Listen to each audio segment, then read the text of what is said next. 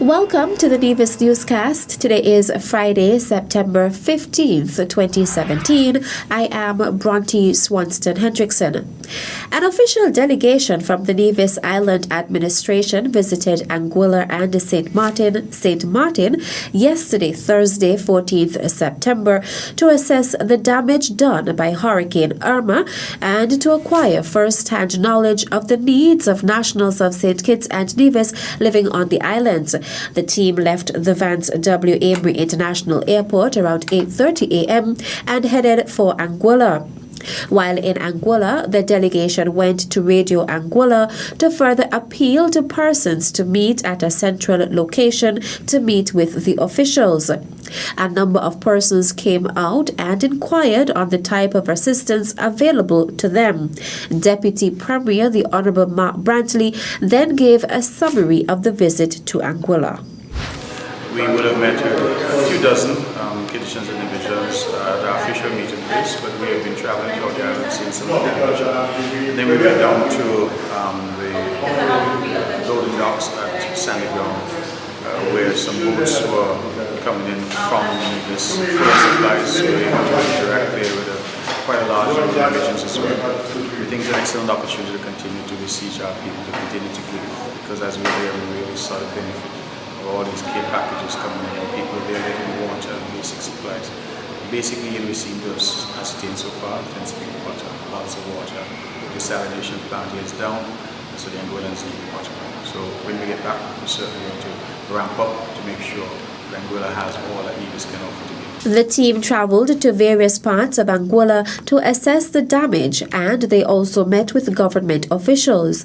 They then traveled to St. Martin, where they were also able to meet with some of the government officials, including the Prime Minister, Honourable William Marlin.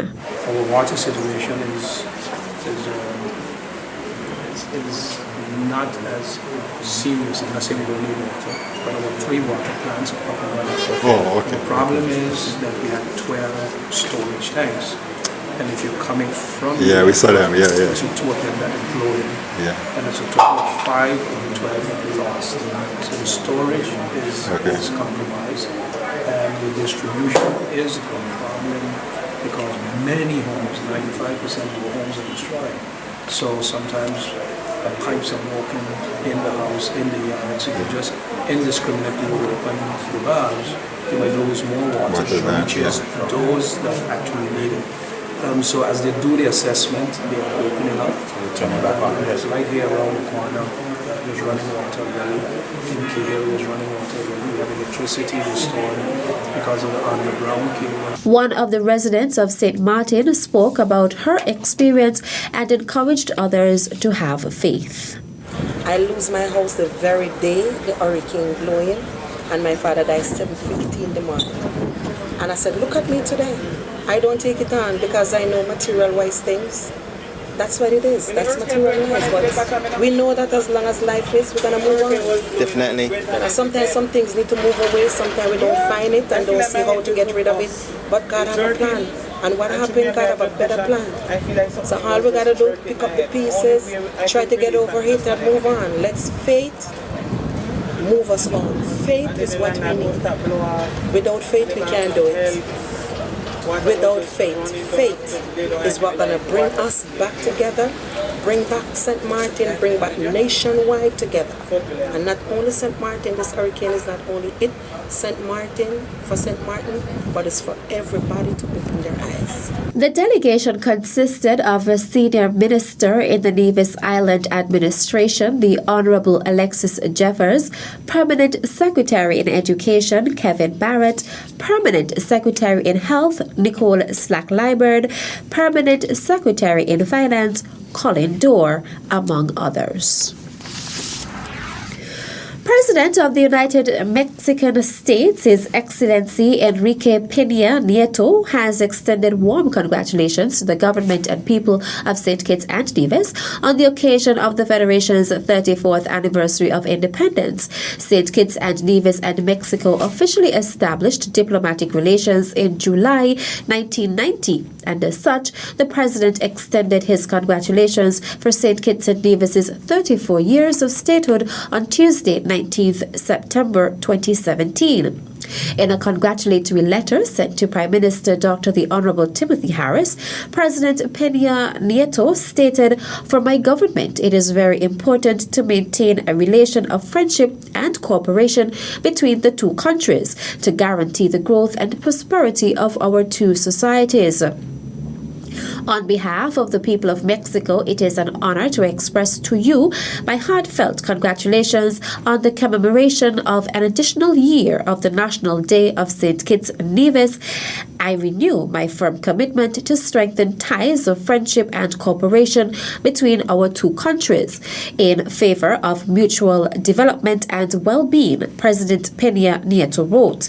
The activities to mark the 34th anniversary of St. Kitts and Nevis's independence will begin on Sunday, 17th September, with the state service of prayer, praise, and thanksgiving in celebration of the 34th anniversary of independence of St. Kitts and Nevis at the Charlestown Methodist Church at 5 p.m. The activities will continue on Tuesday, 19th September at 8 a.m. with the annual Independence Ceremonial Parade and Awards Ceremony at the El Camino T. Willett Park. After the parade is a toast to the nation, which is hosted by the Royal St. Christopher and Nevis Police Force.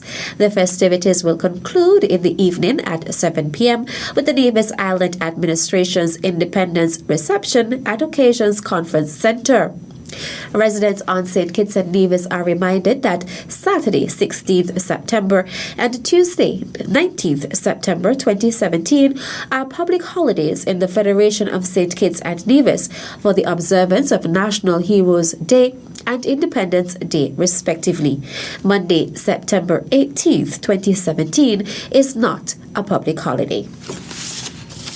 Persons desirous of attending the Independence State Service slated for Sunday, September 17th at the Charlestown Methodist Church in Nevis at 5 p.m. can do so free of cost, as two local ferries, MV Mark Twain and MV Carib Queen, will journey to the sister island. Speaking at his monthly press conference on September 14th, Prime Minister the Honorable Timothy Harris extended a special invitation to all citizens and residents to attend the service, noting that there is no transportation cost to be borne by anyone. The Honorable Prime Minister encouraged persons attending the Independence State Service to be on time for the boats, as they will leave promptly at their respective times. He also stated that ferries were put in place to alleviate the financial obligation for persons interested in attending. The MV Carib Queen will depart St. Kitts at 3 p.m., followed by the MV Mark Twain at 3:30 p.m. The Carib Queen has a maximum capacity of 150 passengers, and the Mark Twain has a maximum capacity of 75 passengers. The ferries will depart Charlestown 30 minutes after the state service ends. The 2017 St. Thomas's Parish Festival STT Fest hosted an official opening ceremony Thursday evening at the Jessup's Community Center to mark the beginning of their festivities. The upcoming activity for the festival is the Juve, slated for tomorrow, Saturday, 16th September, beginning at Cotton Ground. Chesley Farrow Davis, Assistant Secretary and Treasurer for the STT Fest Planning Committee, explained the route for the Juve and the activity slated for Sunday. And on Saturday the 16th, that's National Heroes Day. It's a holiday. We're having a Juve jam, 5:30 a.m. from Cotton Ground. We're going through Cotton Ground, around Barnes Gut, down Paradise Road. We end up at Jessup's at the cross path. That's where they have the bus stop. With a cool down, they will have live entertainment.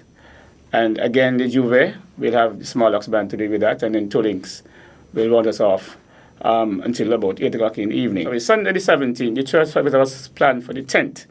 We pushed back to the 17th, church service at the Jessup's New Testament Church.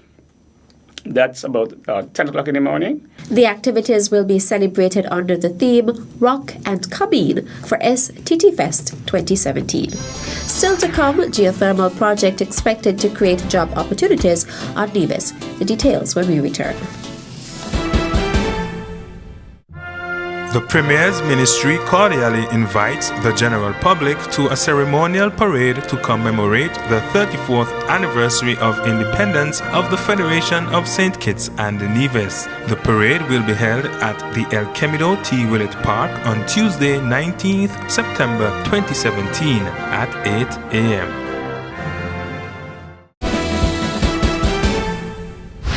Welcome back. With the Nevis Renewable Energy International NREI preparing the 9.2 acres of land in Hamilton for their first slim hole test well, residents on Nevis will be offered various opportunities during this phase of the project. Local representative for NREI, McClevon Mackey-Tross, explained that the drilling of the 4,000 meters test well will offer residents on Nevis with job opportunities. As this project gets underway, we would have a complement of 10 people on board. We would have 4 local people assisting the drillers. In the first phase, that's the test well stage. After which, in the full production stage, we would have a complement of 75 to 80 persons on the project. Now, we're asking locals to go on site on the website www.cleanpowernevis.com. There's an employment section. Go in, put in your credentials and just send it off. That would go into our database and we would be looking at that database, and when the appropriate time comes, we would be contacting persons to come and attend the interview so that we could select the best person for the jobs at that time. In 2015, NREI, which is the company responsible for geothermal on Nevis, signed a contract with the NIA to pursue renewable resource here on Nevis. The Senior Minister of Communications and Public Utilities, the Honorable Alexis Jeffers, while speaking at the commissioning of the 3.8 megawatt Wärtsilä generator, expressed his gratitude to the Sugar Industry Diversification Fund for their timely assistance in the procurement of the generator. The speedy response from the SIDF has to be underscored at this point in time. Since the approach was made to SIDF in 2016, November of 2016, this is now September of 2017, a mere 10 months. And we're about to cut the ribbon on a brand new 3.8 megawatt Wärtsilä generator. That is remarkable. What didn't happen over 7 years is happening over a 10-month period. And I believe everyone involved, I'm not going to take the credit, because I didn't provide the money. But at least I had a voice to lend to all this. And I want to say once again, thank you, Dr. Chatterton. Thank you to the SIDF.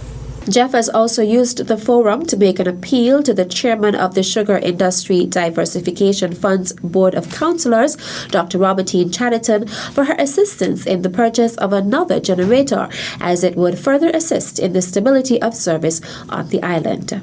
And we want to be able to fulfill our mandate, as I said before. We want to make sure that the difficulties we encountered over the last 3 to 4 months are not repeated here on the island of Nevis. We owe it to our citizens. We owe it to the island of Nevis, and I believe working together in the partnership that we have fostered today will ensure that we fulfill that requirement to our people. The ceremony was held at the Prospect Power Station's parking lot on Tuesday, September 12th. Premier of Nevis, the Honorable Vance Amory, did the ceremonial cutting of the ribbon for the event. And that brings us to the end of this edition of the Nevis Newscast. I am Bronte Swanston Hendrickson. Thank you for viewing.